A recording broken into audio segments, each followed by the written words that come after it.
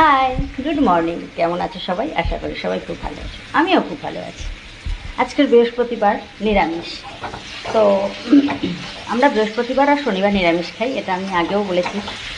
তো আজকে কী রান্না হচ্ছে ভাবলাম চলো তোমাদের সাথে একটু শেয়ার করি। এখন বাজে 11টা বাজতে 10-15 মিনিট বাকি আছে। তো আমার রান্না আপাতত সকালে হয়ে গেছে ডাল, আলু সেদ্ধ, ছেলে খেয়ে এক্সাম দিতে গেছে। আর রুটি হয়ে গেছে, রুটি আর হয়েছিল ভেন্ডি আলু দিয়ে একটা নিরামিষ সবজি, তো যেটা রুটি দিয়ে খেয়ে গেছে। আর বাকিটা দুপুরে হবে। এই যে এইটা বেঁচেছে, মানে একটু বেশি করেই করেছি যাতে দুপুরেও হয়ে যায়। তো আর এদিকে হচ্ছে পটল আর আলু দিয়ে একটা সবজি, নিরামিষ। আর এখানে হচ্ছে ডাল সেদ্ধ হচ্ছে, মুগের ডাল। আর এখানে মিক্সিতে আমি রেখেছি কাঁচা লঙ্কা, একটু আদা আর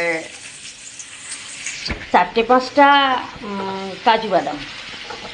আমি নিরামিষ তরকারিতে একটু কাজু বাদাম দিতেই ভালোবাসি। কেন জানো তো? কারণ এখানে তো পেঁয়াজ রসুন কিছু পড়ে না, তেমন একটা মশলাপাতি দিই না। আমার মশলাটা আবার একটু বেশি ভালো লাগে না। তরকারিতে একটু পেঁয়াজ রসুনটা দিই আর আদা আর হালকা করে একটু মশলা দিই। আর সেই কারণে যেহেতু মশলাটা বেশি দেব না আর পেঁয়াজ রসুন নেই, তাই আমি একটু কাজু বাদাম দিই। কাজু বাদাম, আদা, টমেটো নেই, টমেটোটা কালকে শেষ হয়ে গেছে। তো ফোন এসেছিল, ভাবলাম তোমাদের সাথে আজকে রান্নাটা শেয়ার করি।